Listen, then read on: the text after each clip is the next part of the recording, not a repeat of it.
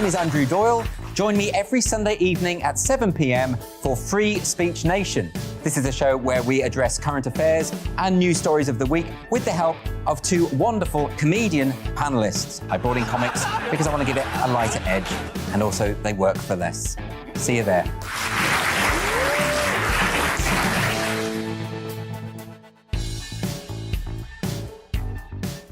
Hi there, it's Stephen and Anne. At breakfast from 6 a.m, you'll always be caught up with everything you need to know, the latest headlines, opinions and debates. We'll bring you the good news and the bad, but most of all, we're here for you. Remember, send in your views and let us know what you would like us to talk about. That's because we're your news channel. And every morning at 6 a.m, it's breakfast on GB News. I'm Dan Wootton. Join me Monday to Thursday from 9 to 11 for the feistiest and most fun news debate on TV, where free speech reigns. I'll bring you a sharp take on the day's biggest stories, bombshell newsmaker interviews, and A-list guests. And I guarantee you, no spin, no bias, no censorship, and no reason to go to bed. That's Dan Wootton Tonight, Monday to Thursdays from 9 on GB News.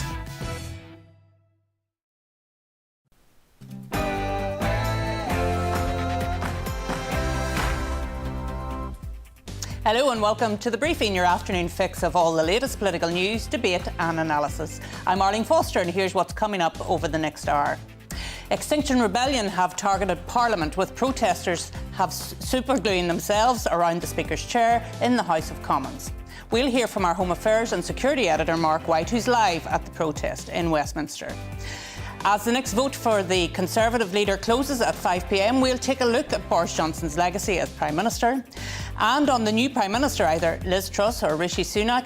When they will be declared, the winner of the leadership race is on Monday, but they will have a bumpy road ahead with the cost of living soaring. Economist Julian Jessup joins the discussion on the issue.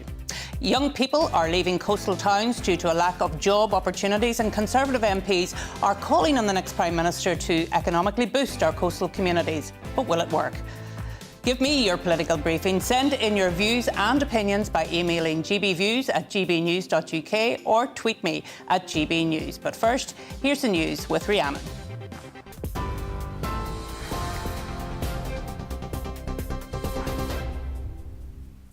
Thank you, Arlene. Good afternoon. It's 1 minute past 3. Your top stories from the GB newsroom. An Extinction Rebellion protest is taking place at the House of Commons, with some supergluing themselves around the Speaker's chair. Around 50 people are involved, draping banners from the Palace of Westminster and padlocking their necks to the railings outside. 3 members of the environmental group glued their hands together inside the House after joining an official tour of the building. The group's calling for a citizens' assembly to combat what it describes as corruption in Parliament. Protester and retired police detective Paul Stevens told GB News both Tory leadership hopefuls are focusing on the wrong thing. Here with Extinction Rebellion because we cannot afford this anymore. Something has to be done, and we need to give power back to the people with citizens' assemblies. The two candidates for the Tory party are saying nothing about the climate emergency. They're actually talking about authorising new oil and gas, which is going in the wrong direction. Dame Cressida Dick says it's important politicians don't break rules. That's after a review found she felt intimidated into stepping down as Met Police Commissioner. An ultimatum issued to Dame Cressida by Sadiq Khan was said to be behind her decision. The inquiry, which was carried out by Sir Thomas Windsor, also found due process wasn't followed. Conservative Assembly members are demanding an apology from the Mayor of London. Sadiq Khan says the review was clearly biased and ignores the facts. The parliamentary inquiry into whether Boris Johnson misled MPs over Partygate is unfair and fundamentally flawed. That's according to a top barrister. Lord Pannick was tasked by the government to provide a legal opinion on the inquiry's investigation. In his report, he found the probe would be unlawful if taken to the courts. However, the chairman of the Parliamentary Standards Committee says the legal advice was misjudged. The Queen will miss the Highland Games Brahma gathering in Scotland tomorrow. It's understood the decision's been taken for the comfort of Her Majesty, who's been suffering from mobility problems since last year. The Prince of Wales is still scheduled to attend. Voting in the Tory leadership contest closes at 5 p.m. today, with the results set to be announced on Monday. Either Liz Truss or Rishi Sunak will take over from Boris Johnson as Prime Minister after a contest dominated by the cost of living crisis. That is, the British Chambers of Commerce is urging whoever becomes the next Prime Minister to act, as it forecasts the UK will enter recession before the end of the year. It says businesses and consumers will continue to face exceptionally high costs, with inflation set to peak at 14% in the fourth quarter. Meanwhile, the industry trade body Energy UK has written a draft letter to the next Prime Minister. In a bid to help struggling firms, it's asking for business rate exemptions and the scrapping of VAT from bills. GBNews has been told that Albanian crime gangs are becoming increasingly prominent in the drugs trade in many areas of England. In Suffolk, the Police and Crime Commissioner says he's very concerned about how the trade is fuelling much of the violence on the streets. It comes as the latest GBNews poll found 61% of those surveyed believe violent crime is out of control in Britain. Argentina's vice president has narrowly avoided being killed after a man pointed a gun at her head and pulled the trigger. Cristina Fernández de Kirchner was threatened outside her home in Buenos Aires yesterday. No shots were fired and she was unharmed. The country's president has confirmed the gun was loaded but failed to fire when triggered. Police said the gunman, identified by local media as a 35-year-old Brazilian man, has been taken into custody. And Bristol Zoo is being shut down due to financial problems caused by the pandemic. The site, which has been open for 186 years, will have to close its doors tomorrow. All of the animals will be moved to a bigger location in South Gloucester called the Wild Place Project. The existing site will be developed into eco-friendly residential housing. This is GB News. We'll bring you more as it happens. Now, though, it's back to the briefing with Arlene Foster.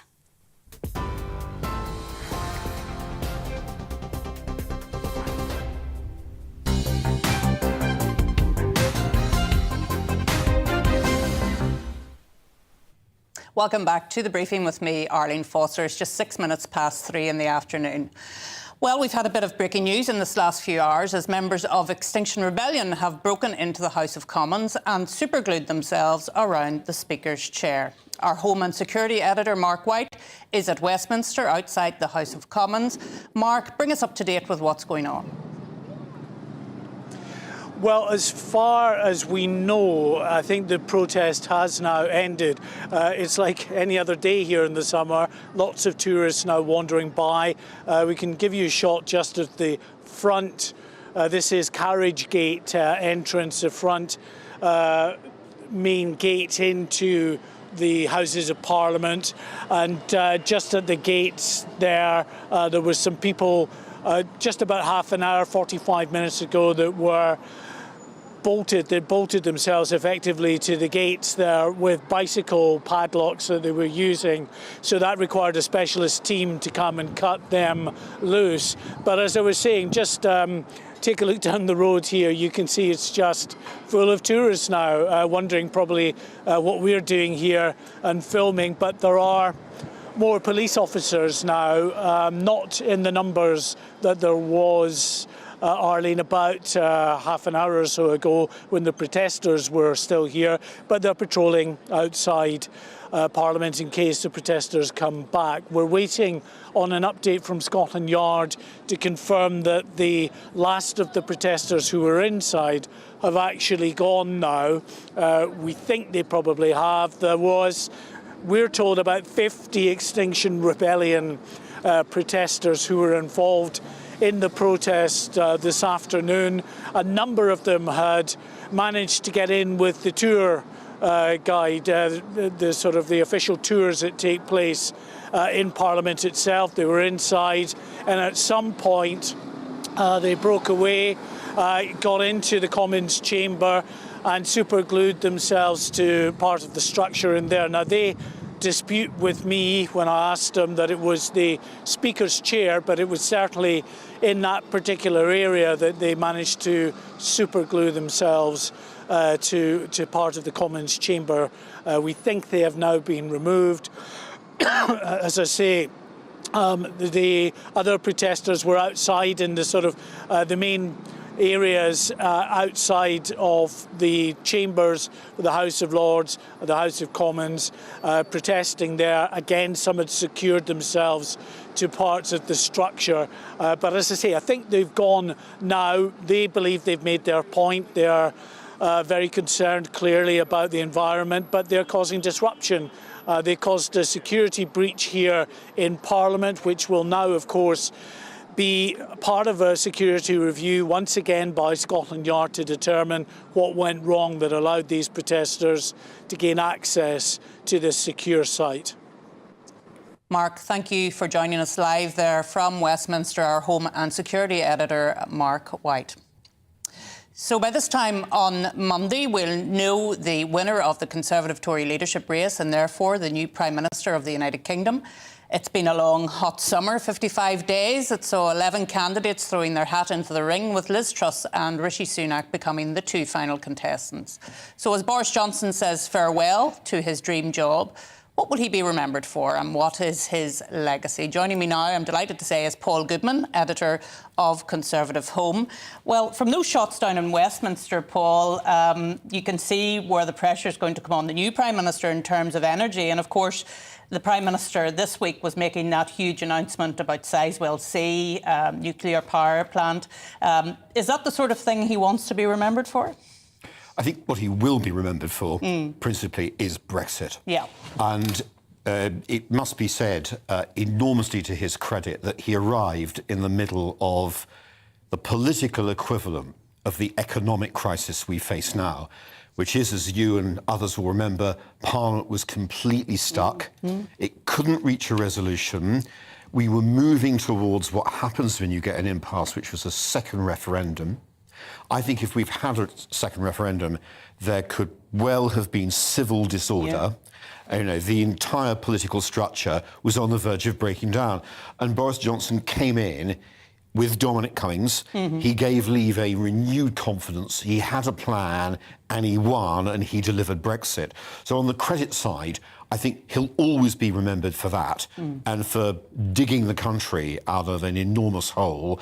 And also on the plus side, he's going to be remembered for getting the vaccination programme going for COVID and, of course, for his stance on Ukraine. So you have to ask, with all this to his credit, what on earth went wrong? And I think what really went wrong in the end was that he was marvellously equipped to run a kind of guerrilla warfare from the outside of government with Dominic Cummings helping him. What he just could not do was run an orderly, regular, stable government. And all my life, as I work with working life anyway, I worked with Boris Johnson for 6 years. It's always been the case of the irresistible force, which is Boris Johnson determined to do things his own way, meeting the immovable object, which is the rules, regulations, conventions and laws everyone else sets up. And in the end, those two just didn't mix. And of course, that's what people like about him, that he wasn't just your average run-of-the-mill politician. I mean, people knew his name. There's not too many politicians that are known by their first name, and he was and will continue to be.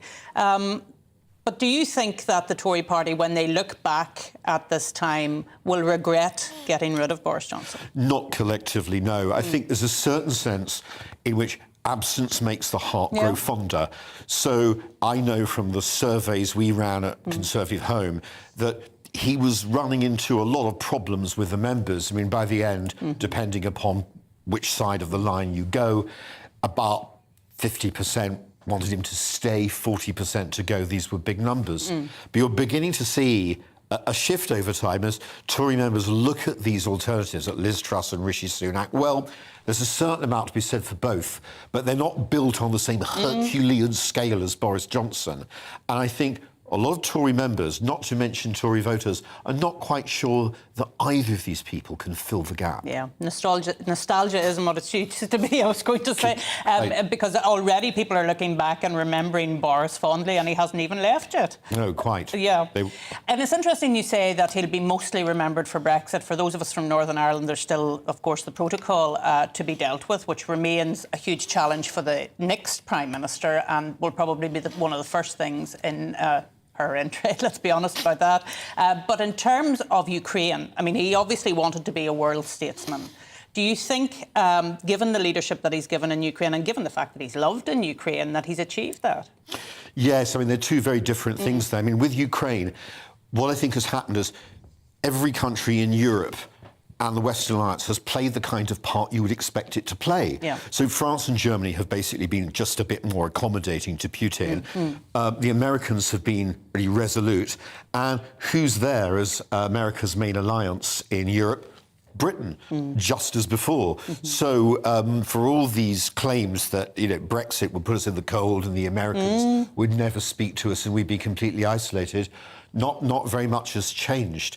I mean, on Northern Ireland and the protocol, well, you will know very well, yes, unfortunately I do. Unfortunately, better than anyone else, that Theresa May got completely stuck. Yeah. And he did somehow persuade Conservative and apparently Unionist MPs really to sacrifice some of the interests of Northern Ireland, of the UK as a whole, for getting what he thought was a better deal for Great Britain. Yeah, but as I say, that's something that will have to be sorted out in the next period of time. I mean, when you look back at leaders like Thatcher and Churchill, they do seem to be remembered for what they did in the world stage, you know, Falklands and the Cold War for Thatcher, and then Churchill, of course.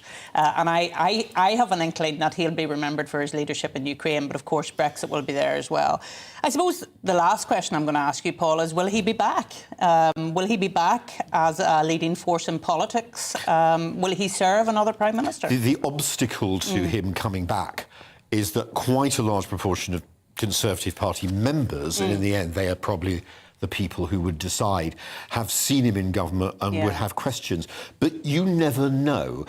If there was a sort of crisis big enough and he's still in the House of Commons, I suppose you'd be very foolish to rule it out. What one must say, in the meantime, is that he is facing this very difficult standards inquiry in the autumn. So he's got to get through that. He's got to stay in the House of Commons. He's got not to be subject to a recall petition in a by-election.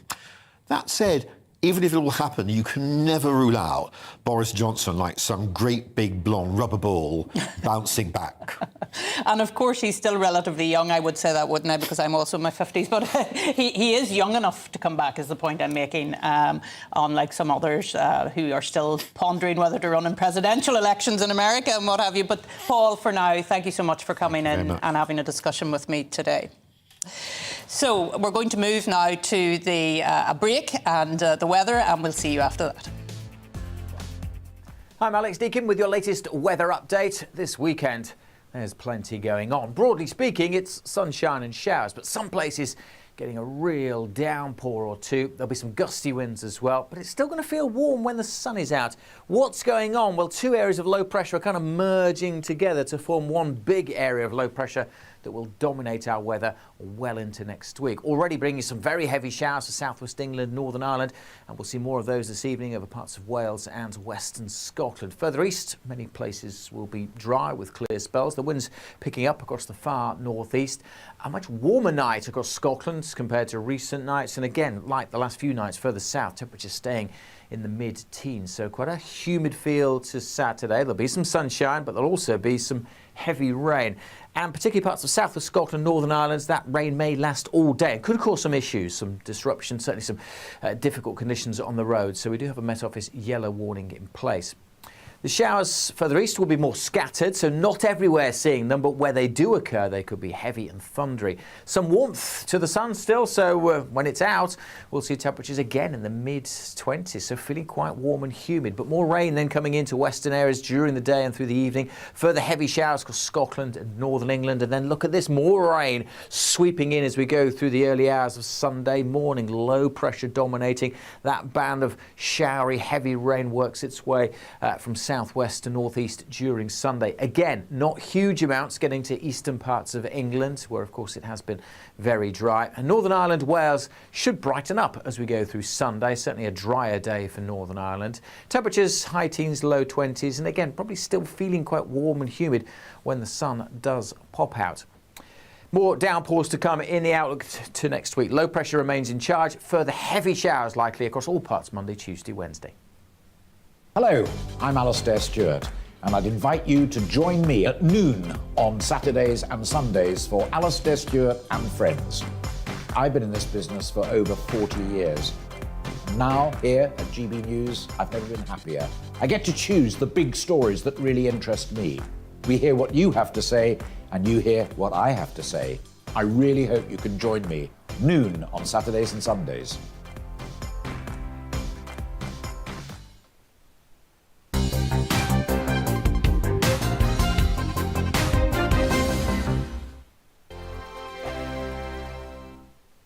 Join my show Farage, 7 p.m. till 8 p.m. Monday through Thursday. And there you will get opinion, analysis, debate, and I'll cover stories that nobody else dares to touch.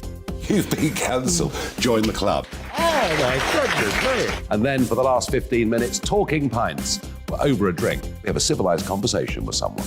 We very often disagree, but we do it in a grown-up way. Come and join me on Farage.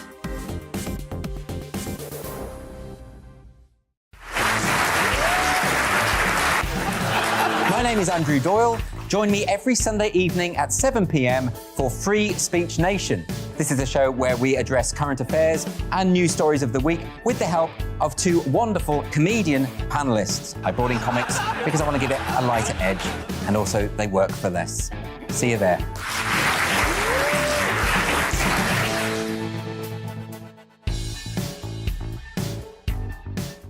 Hi there, it's Stephen and Anne. At breakfast from 6 a.m, you'll always be caught up with everything you need to know, the latest headlines, opinions and debates. We'll bring you the good news and the bad, but most of all, we're here for you. Remember, send in your views and let us know what you would like us to talk about. That's because we're your news channel. And every morning at 6 a.m, it's breakfast on GB News.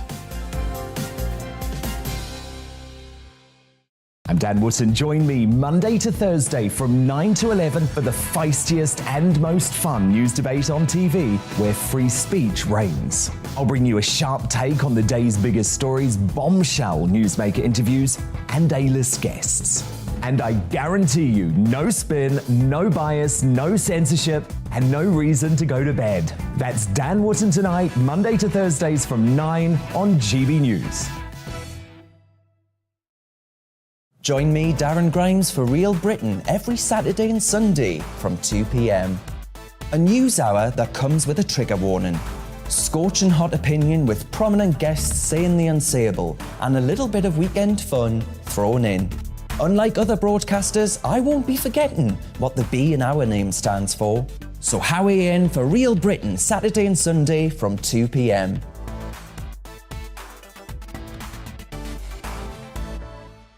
Hello, I'm Michelle Dewberry and you can join me every weekday 6 till 7 on Jubes and Kerr. Me and my panel will get stuck right into the day's events, and I can tell you, in fact, I can warn you, expect some robust debates, some strong opinions and perspectives from both sides of the fence. It's about you at home as well. I love to read out all of your comments, or at least as many as I can. So join me, Michelle Dewberry, Monday to Friday, 6 till 7 on Jubes and Kerr.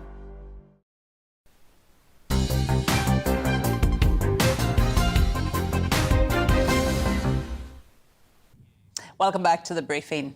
Well, today the voting to elect the new Tory leader closes at 5 o'clock. It's the last opportunity for those who are uncertain to cast their votes before then, and I'm pleased to say that I'm now joined by Theresa Villiers, former Northern Ireland Secretary and a supporter of Rishi Sunak for the job of Conservative Party leader and Prime Minister.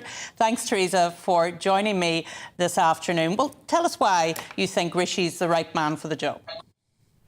Because I think he's the candidate with the best chance of winning a general election for the Conservatives. And I also believe that he's got the best economic plan. But I would be the first to say that we've got two very talented candidates with some great ideas for the country and getting us through the economic crisis which we're facing.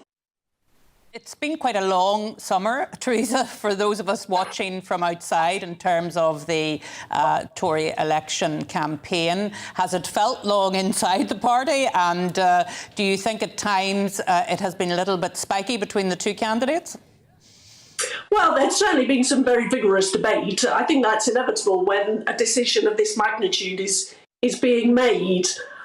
I certainly, speaking personally, perhaps rather on behalf of the Rishi team, I think this has been very long. I wish it could have been completed more quickly. And certainly the party needs to reflect on the leadership process once it's all out of the way. But I certainly welcome the fact that we will have a new Prime Minister next week. And I know that absolutely at top of their list of priorities is giving people help with the cost of living. And the cost of living, the energy crisis, we've seen what has happened in Parliament today. And as a Member of Parliament, I wanted to ask you for your view on the Extinction Rebellion protesters today actually breaching security and making them their way to the chamber. That's surely concerning, Theresa, is it not? It is worrying if there's a violation of security in Parliament. I don't know all the facts as yet, but whatever people's views are on environmental matters, there's no justification for criminal activities or criminal damage. And, this is a parliament that takes very seriously environmental matters, but I just don't believe that protests like this are going to further the cause that they're supposed to be backing. They just alienate people. And I think these demonstrators need to find better ways to express their views. I suppose watching what was going on in Parliament today and listening to their cries for a citizen assembly to deal with energy issues, it does bring into focus, doesn't it, Theresa, the really big issue around energy, and that, of course, is security of supply, the mix of energy sources, and they, of course, don't want any more new oil or gas fields to be opened. I mean, given that the British Chamber of Commerce is talking about a 14% inflation rate, and given that energy costs are actually driving that inflation, surely something has to be done in relation to energy policy moving forward. And the Prime Minister has announced his support for nuclear. We've seen that this week. Is there more that should be going on in government in terms of security of supply? Well, certainly Rishi in his campaign has focused very strongly on energy security. And I think there is actually common ground across many people with very different political outlooks on this. I think we all agree that more renewables as a cheap sort of and also domestically produced supply of electricity is crucial. But given the gravity of the crisis, we also need to make sure that we're exploiting our hydrocarbon resources in the North Sea to the full extent, as well as getting a move on with nuclear power too. All of these will help us with energy security. All of these will provide medium and longer term sort of resilience in the face of energy price hikes. But on top of that, we obviously need to give people help with the cost of living and the cost of energy today, as well as working on these longer term solutions. Yeah, so we're seeing the purists, if you like, saying that we can't have any new oil and gas. And then you, on the other side of things, have people who are really struggling and they're not looking forward to this winter because of the energy costs. So it's how government tackles those issues. And you've said what Rishi would do if he was Prime Minister. If he doesn't become Prime Minister, Theresa, and you were asked to serve in a new administration under Liz Truss, would you serve under that administration? Yes, of course I would. Liz, whoever is elected would have my loyal support. A unified party is crucial to go forward to tackle the big issues that the country faces. So whomever the victor is, they will have my support.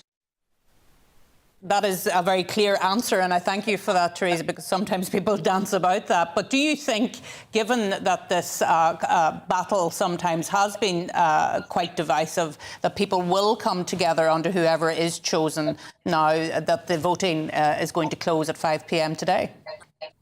I think they will. There were strong signs of that at the huge hustings event for the London Conservatives. We had 6,000 people there, and both the two candidates and the sort of leading figures who introduced them, Michael Gove and Ian Duncan Smith, a core part of their message was, we have to come together. Divided parties don't win general elections. And I think that was a message that all MPs will be listening to. It is absolutely vital that we unite behind our new Prime Minister and give him or her our full backing in tackling these very serious economic headwinds that the country's facing. Teresa Villiers, I'm delighted that you were able to come on the show this afternoon. Thank you for joining me this afternoon, and all the very best. Well, Liz Truss has promised that if she becomes Prime Minister, she won't introduce any new taxes. And I'll be speaking to economist Julian Jessup about how feasible that is. But first, it's the news with Rihanna.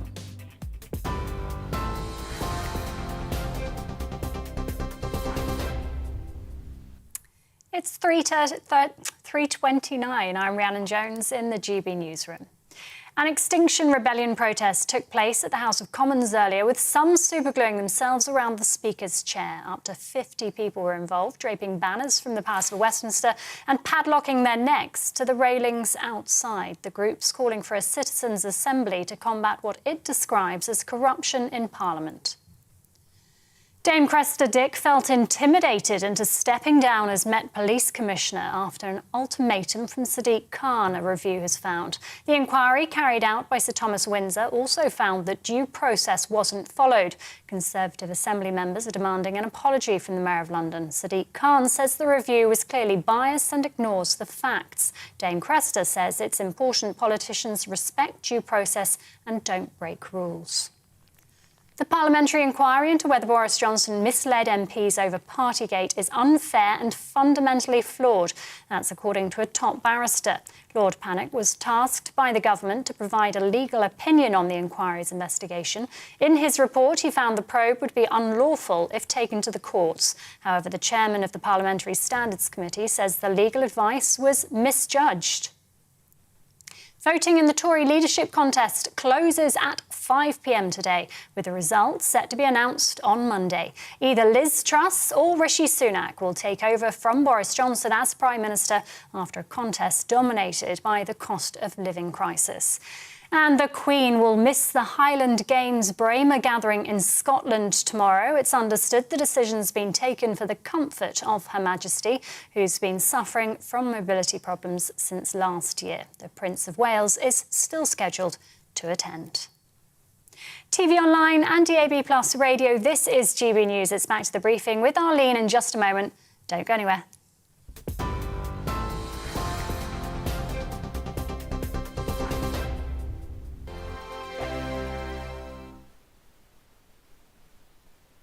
Join my show Farage, 7 p.m. till 8 p.m. Monday through Thursday. And there you will get opinion, analysis, debate, and I'll cover stories that nobody else dares to touch. You've been cancelled. Join the club. Oh, my goodness me. And then for the last 15 minutes, talking pints. We're over a drink. We have a civilised conversation with someone. We very often disagree, but we do it in a grown-up way. Come and join me on Farage.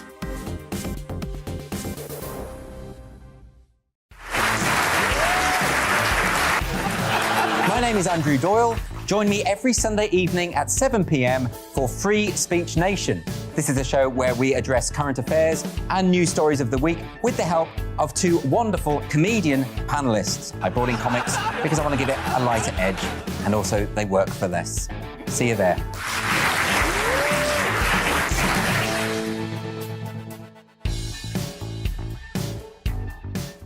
Hi there, it's Stephen and Anne.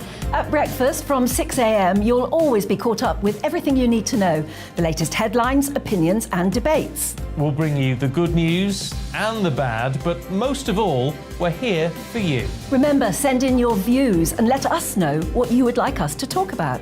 That's because we're your news channel. And every morning at 6 a.m, it's breakfast on GB News.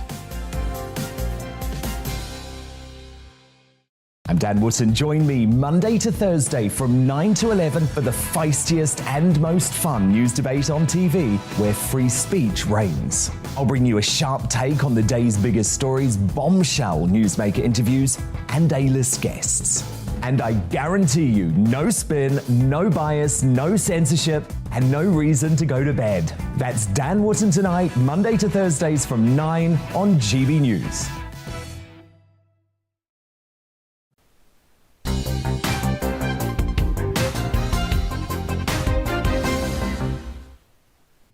Welcome back to the briefing. So the British Chambers of Commerce expect the UK economy to plunge into recession by the end of the year, with inflation soaring to 14%. The incoming Prime Minister will have a big job on their hands tackling this dire economic forecast. This week, leadership contender Liz Truss has pledged there will be no new taxes if she becomes Prime Minister on Monday. But her rival, Rishi Sunak, maintains that nothing should be ruled out. Pleased to say that joining me now to discuss the current outlook is economist Julian Jessup. Julian, thank you for joining me this afternoon. And so Liz Truss has basically said no new taxes. Instead, actually, there's been conversations about cuts to VAT, for example. Is that something that could happen, given that we've heard those inflation predictions, which are quite scary, let's be honest? Well, you're right. I think the outlook for the next few months is potentially very scary. We're facing not only a major economic shock, but also, of course, a social crisis if millions of people can't pay their fuel and food bills. So I think we do need to take these economic risks very seriously.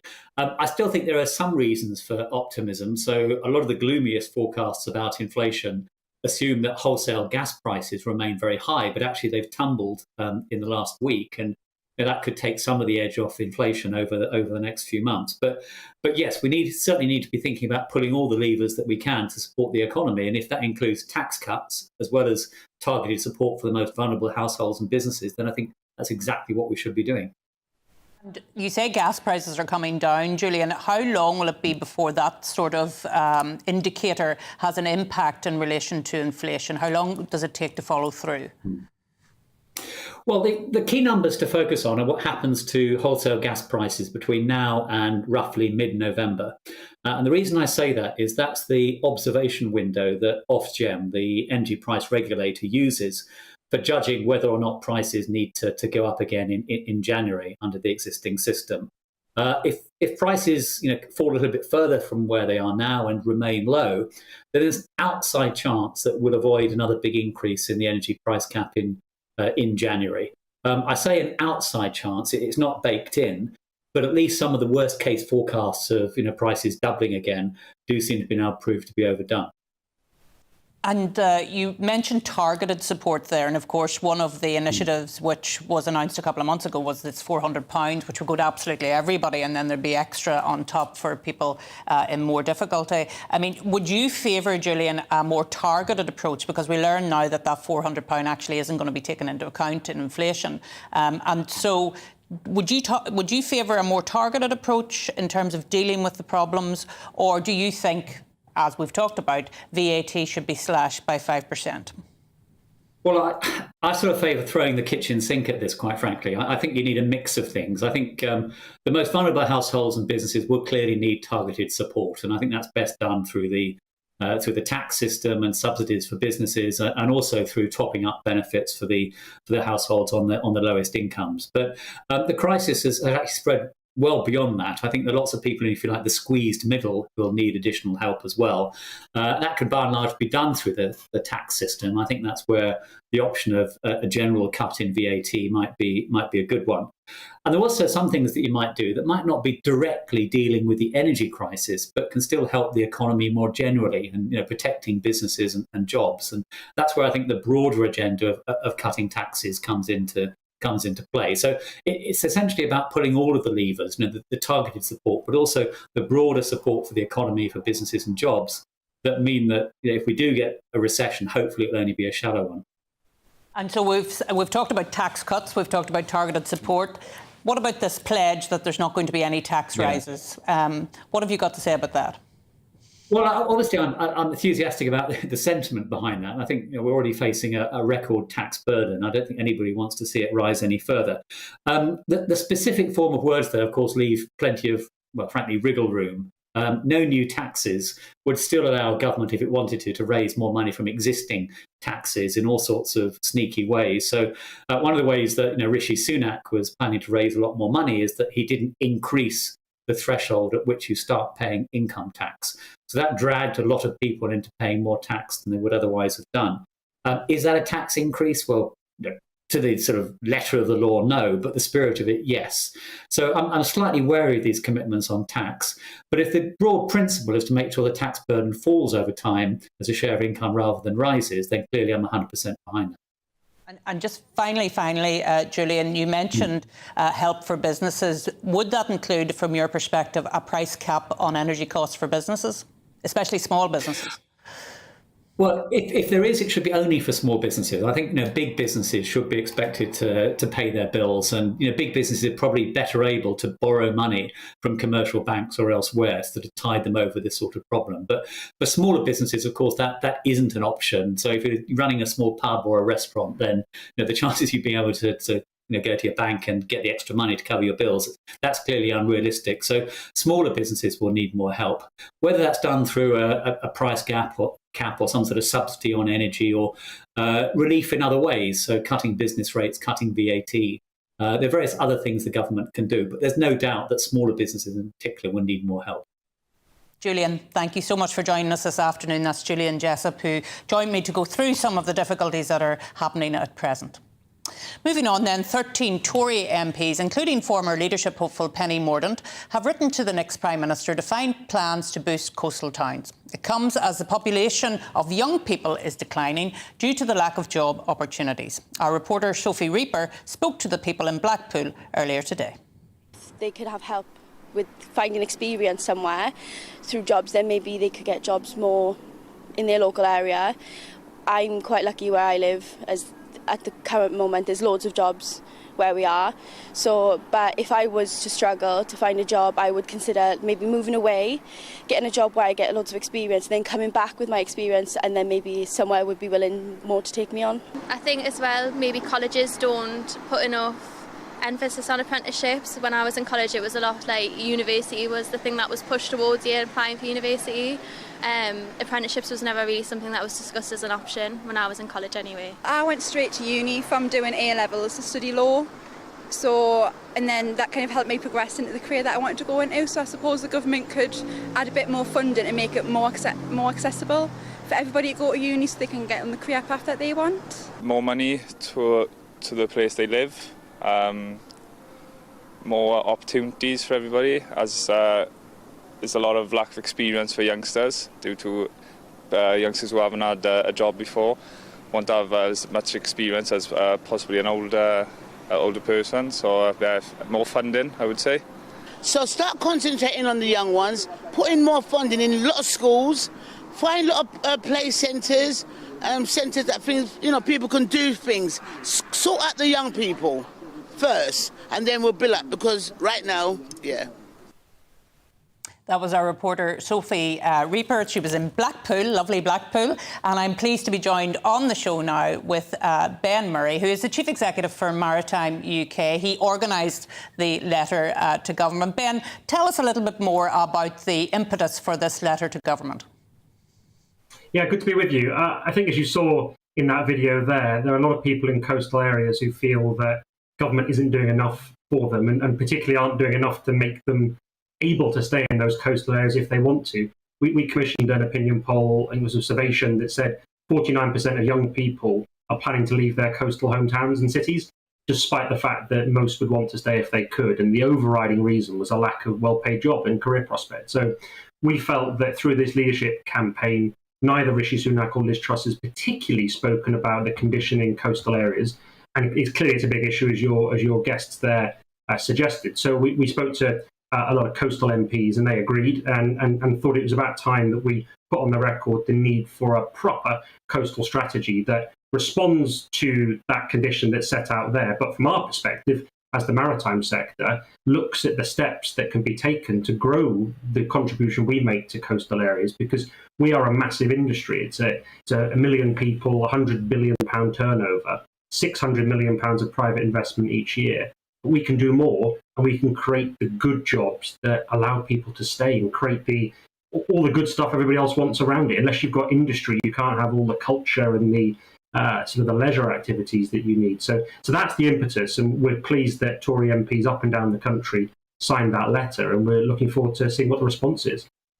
Well, I was very interested, Ben, when I looked at this issue around free ports, because I think that's the sort of thing that you want government to look into, that this was first talked about in the 1980s when Margaret Thatcher was in office. And that was actually to try and deal with the deindustrialisation of some of those areas. And there were a number of ports around the UK, including Belfast, that were given economic status at that time, an economic zone.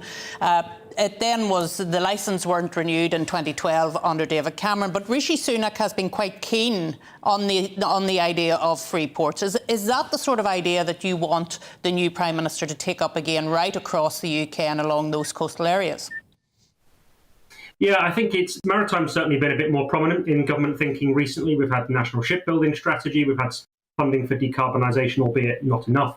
We've had the free port policy, and you're right, that was one of Rishi Sunak's sort of flagship policies, and that was a recognition that free ports can play an important role in improving the economic fortunes of coastal areas. What we don't understand is why, if you recognise it's a good solution for the problems in coastal areas, i.e. needing to grow the economies, why you wouldn't make those tools available across the whole of the economy, because each part of the economy each part of the coastal economy, is facing a similar circumstance, similar harsh conditions, poorer life chances, worse educational attainment, and industry moving away. So, yeah, good policy, but let's not limit it to the 8 we've got in England and the others that are coming forward, we hope, in the rest of the UK. So we want to see that expanded. And really, it's about, you mentioned what these were in the past and what these might be now. The modern version we've got, it really is around a sort of a supercharged enterprise zone.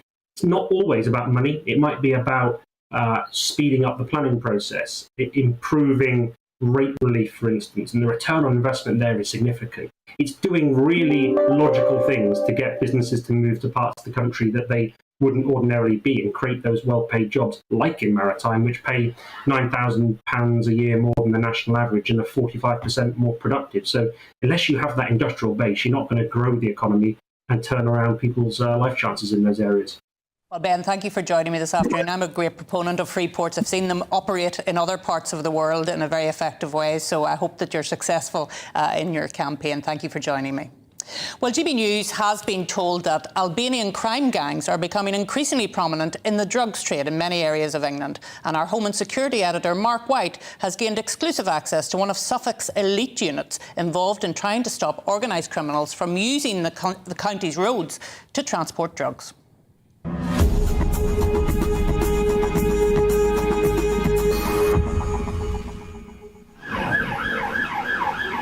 If you boys could go towards Freshfields, me and Sophie will get on the bridge.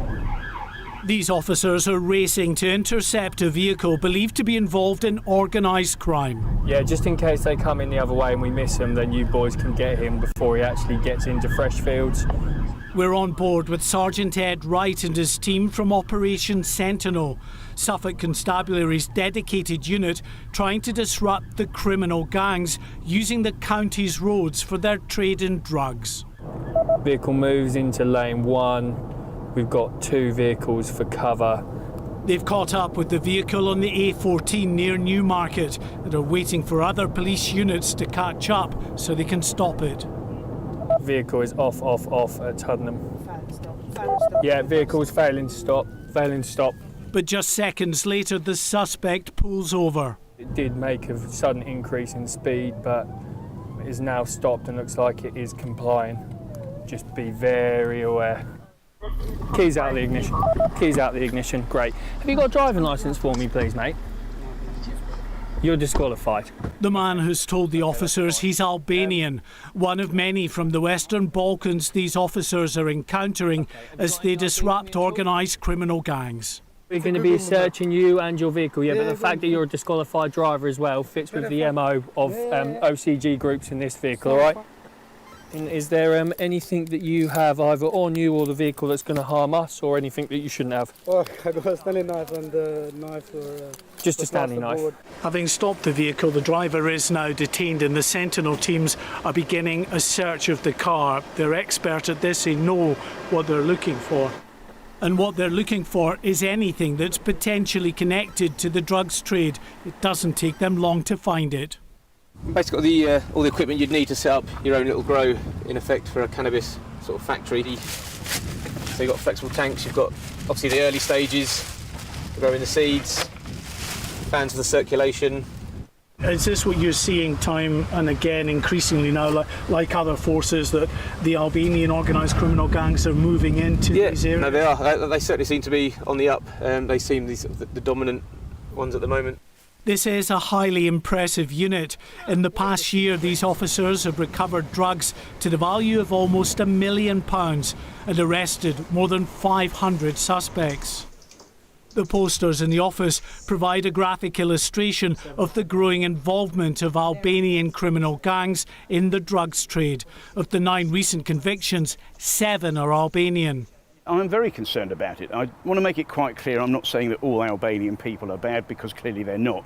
But the reality is there is a disproportionate level of Albanian criminal gangs operating in East Anglia and in Suffolk.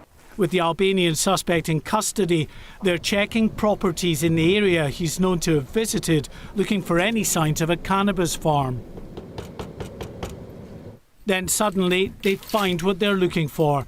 In an upstairs flat, rooms full of cannabis plants, 150 in total. They would eventually have yielded £150,000 in street-level sales.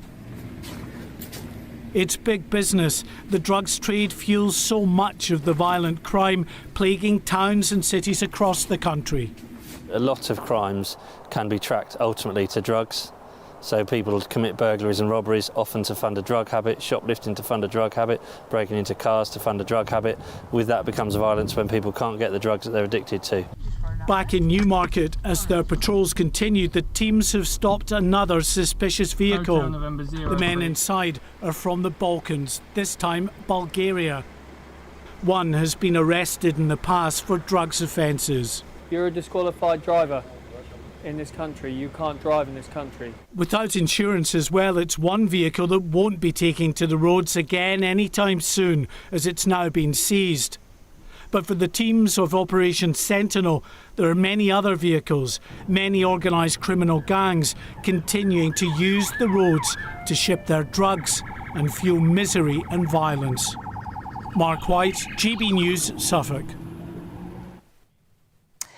Well, yesterday the Office of the United Nations High Commissioner for Human Rights published a report assessing human rights concerns in the Chinese province of Xinjiang. The report states there are systems of arbitrary detention and indications of violations of reproductive rights against the Uighur people. The report concludes this may constitute international crimes, in particular crimes against humanity. Well, joining me now is Rahima Mahmud, the UK Director of World Uighur Congress. Rahima, thank you for joining me. This is very shocking reading, but unfortunately for you, I'm sure it's not surprising. Yes, UN has confirmed all the concerns that we have been calling for the international community and the governments to act. So this report has been a source of hope for my community, but also a source of frustration for those of us that so desperately want the UN to recognize what is happening is genocide. They stopped short of calling it genocide, but even despite that, as I said, it's quite shocking to see the things that they're talking about, forced sterilisation, for example, and keeping people against their will in detention camps, concentration camps, if you will. And of course, you have personal experience of this because you haven't been in contact with your family for quite a considerable time now, have you? Absolutely. For Uyghurs, living, whether they're living inside what we call East Turkestan the China called Xinjiang region. And people like myself living in exile, it has been hell 5.5 years.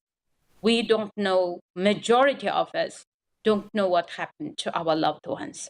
And many of us found out that many relatives disappeared, taken into these camps.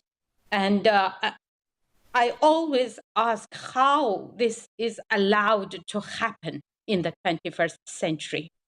The first UN report on forced disappearance acknowledging up to 1 million Uighur and other minorities detained. That was in August 2018. And I thought immediately after that, there will be some very strong actions, but we didn't see that kind of actions. And the Chinese government really fought very hard to prevent for this report to be released. And yesterday, disturbing reports emerged that said that the forced sterilization section of the report has been watered down in the final hours before its publication because they didn't want to call this as genocide. Well, Rahima, just finally, I mean, China has, as you rightly said, dismissed this report and called it disinformation and said it's farcical and what have you. And given that they have taken that attitude to this report, what can we do now, people watching and listening to the show, what can we do to help the Uighur people in East Turkestan, as you would say?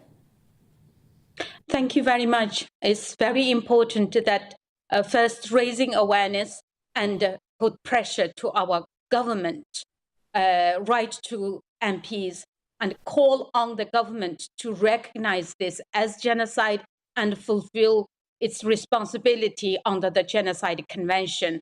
And also we have very, everyone has consumer rights. We need to question where our pension funds are going, why UK is still allowing forced labor goods into its shores, and also ban the surveillance companies like Hikvision, Huawei, any kind of product that is implicated in this genocide should be stopped. So people can really play a huge role, join the campaign, Stop Uyghur Genocide, and our campaign on forced labor and forced labor, and calling on the government to do more, to take more action. Sanctions is extremely important. We Thank know, you, Rahima. Unfortunately, we're at the end of the show. Quite quickly after seeing all that bombardment, but now it's time for our Rahima, government. we unfortunately have to leave it there, but your voice has been heard loud and clear, and I want to thank you for coming on, Rahima, and we'll keep watching what's happening in Xinjiang province to give it the attention it needs. Well, you've been watching The Briefing with me, Arlene Foster. The show's back every Friday from 3 o'clock, and up next, it's Nana Akua. I'm Alex Deakin with your latest weather update this weekend. There's plenty going on. Broadly speaking, it's sunshine and showers, but some places getting a real downpour or two. There'll be some gusty winds as well, but it's still going to feel warm when the sun is out. What's going on? Well, two areas of low pressure are kind of merging together to form one big area of low pressure that will dominate our weather well into next week. Already bringing some very heavy showers to southwest England, Northern Ireland, and we'll see more of those this evening over parts of Wales and western Scotland. Further east, many places will be dry with clear spells. The winds picking up across the far northeast. A much warmer night across Scotland compared to recent nights, and again, like the last few nights further south, temperatures staying in the mid-teens. So quite a humid feel to Saturday. There'll be some sunshine, but there'll also be some heavy rain. And particularly parts of south of Scotland, Northern Ireland, that rain may last all day. It could cause some issues, some disruption, certainly some difficult conditions on the road. So we do have a Met Office yellow warning in place.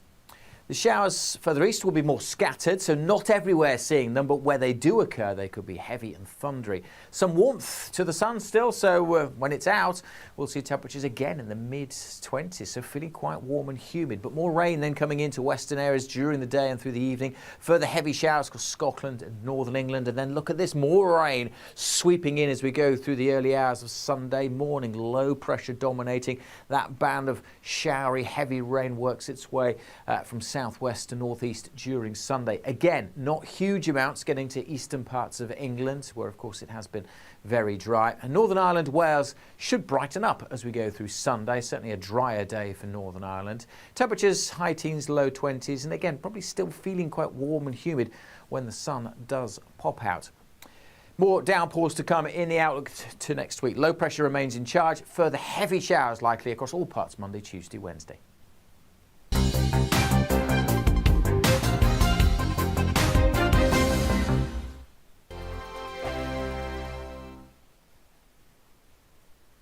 Join my show Farage, 7 p.m. till 8 p.m. Monday through Thursday. And there you will get opinion, analysis, debate, and I'll cover stories that nobody else dares to touch. You've been cancelled. Join the club. Oh my goodness me. And then for the last 15 minutes, talking pints.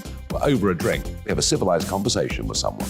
We very often disagree, but we do it in a grown-up way. Come and join me on Farage.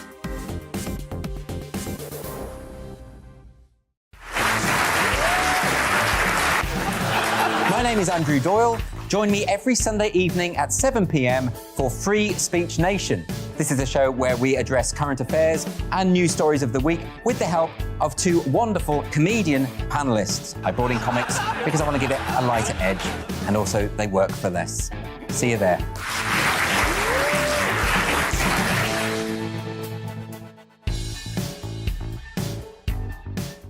Hi there, it's Stephen and Anne. At breakfast from 6 a.m, you'll always be caught up with everything you need to know, the latest headlines, opinions and debates. We'll bring you the good news and the bad, but most of all, we're here for you. Remember, send in your views and let us know what you would like us to talk about. That's because we're your news channel. And every morning at 6 a.m, it's breakfast on GBNews. I'm Dan Wootton. Join me Monday to Thursday from 9 to 11 for the feistiest and most fun news debate on TV, where free speech reigns. I'll bring you a sharp take on the day's biggest stories, bombshell newsmaker interviews, and A-list guests. And I guarantee you, no spin, no bias, no censorship, and no reason to go to bed. That's Dan Wootton tonight, Monday to Thursdays from 9 on GB News.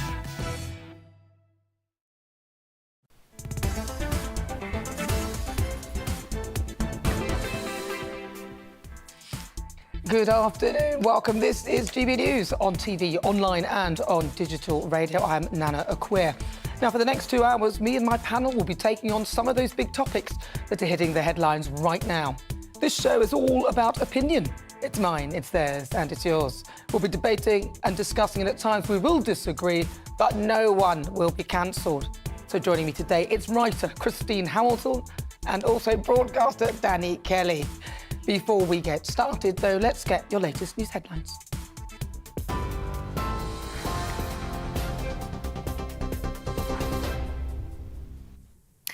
Thank you, Nana. It's 4 o'clock. I'm Tatiana Sanchez in the GB newsroom.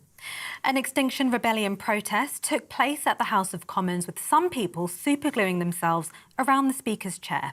Around 50 people were involved, draping banners from the Palace of Westminster and padlocking their necks to the railings outside. 3 members of the environmental group glued their hands together inside the House after joining an official tour of the building. They're calling for a citizens' assembly to combat what they describe as corruption in Parliament. Protester and retired police detective Paul Stevens told GB News both Tory leadership hopefuls are focusing on the wrong thing. Here with Extinction Rebellion because we cannot afford this anymore. Something has to be done, and we need to give power back to the people with citizens' assemblies. The 2 candidates for the Tory party are saying nothing about the climate emergency. They're actually talking about authorising new oil and gas, which is going in the wrong direction. A review has found that Dame Cressida Dick felt intimidated into